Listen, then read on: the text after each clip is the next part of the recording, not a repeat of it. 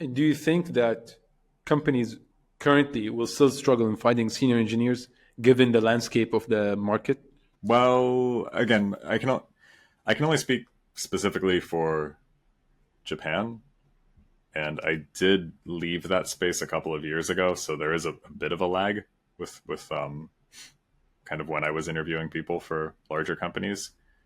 But at that time, I mean, with Japan, you've always got like there's language. I'm gonna say language requirements, but it was just hard to find good talent here because there was for like any engineer who was here who was senior who could speak English. If they had some Japanese, that's wonderful. But a lot of the companies were specifically hiring like English speakers. They would have there was a lot of demand for them and not a lot of supply. Um, so at least in Japan, that was kind of the environment.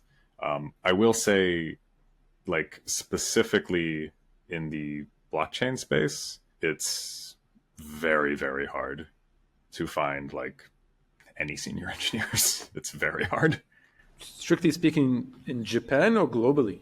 globally. Wow. How come? So, because blockchain has been going on for years now, we've been hearing about Bitcoin and so on. I would assume some talent would jump on this boat or this ship. There is definitely some talent, but I don't have a strong sense exactly why there's not a lot. I think part of it, my hunch is that blockchain still has a pretty bad reputation. When it's in the news, it's never, I mean, I guess it's getting a little bit better these days, but you know, it has a PR problem. Like, let's be honest.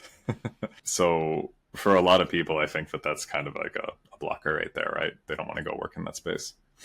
Um, my hunch is that's a big part of it, but it is actually a very technical space behind kind of all the news headlines and whatever else is in the news around it. So not only finding somebody who has, let's say, some number of years of experience who wants to go work at what is probably a startup or a smaller company in blockchain, like that's hard enough. Finding somebody who has specialized knowledge in a particular area of blockchain, that's really hard. How much can you get paid if you do become specialized? I mean, easily north of 100,000 USD, like global remote. And if you're specialized, you could probably double that.